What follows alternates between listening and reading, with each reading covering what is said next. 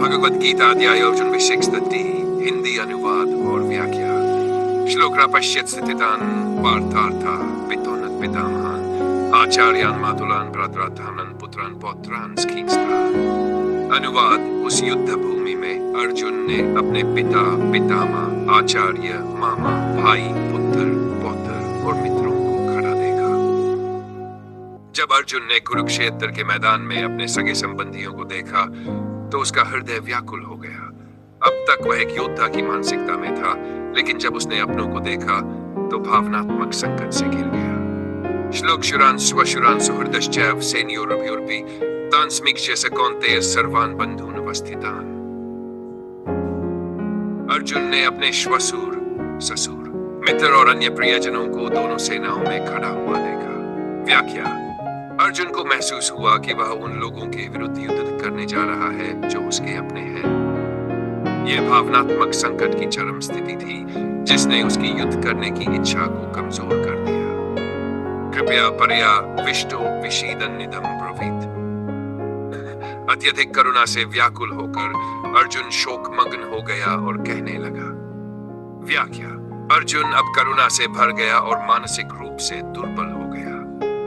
यह करुणा क्षत्रिय धर्म के अनुसार उचित नहीं थी, क्योंकि एक योद्धा को न्याय के लिए लड़ना चाहिए, न कि भावनाओं में बहकर निर्णय लेना चाहिए। श्लोक सीदंती मम गात्राणि मुखं च परिशुष्यति वेप्तुश्च शरीरे में रोमहर्षिश्चायते।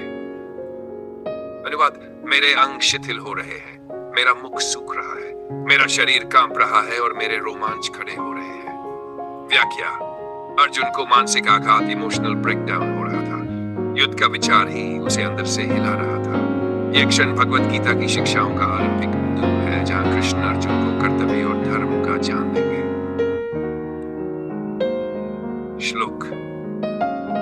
गांडीवं स्रंस्ते हस्तात्वक चरितेत न शक्नोमि अवस्थातुं भ्रमति वच मे मनः। मेरा गांडीव धनुष मेरे हाथ से गिर रहा है, मेरी त्वचा जल रही है, मैं खड़ा नहीं रह पा रहा हूं और मेरा मन चकरा रहा है। व्याख्या। यह स्पष्ट संकेत है कि अर्जुन मानसिक और शारीरिक रूप से अस्थिर हो गया था। यह अध्याय इस बात का प्रतीक है कि जब हम भावनाओं से कमजोर होते हैं तो हमें मार्गदर्शन की आवश्यकता होती है। आगे कृष्ण उसे कर्म, धर्म और आत्मज्ञान का उपदेश देंगे। संक्षिप्त कहानी। कुरुक्षेत्र में जब अर्जुन अपने सगे संबंधियों को देखता है तो वह भावनात्मक रूप से कमजोर हो जाता है। वह सोचता है कि अपने ही परिवारजनों को मारकर कोई भी जीत अर्थहीन होगी।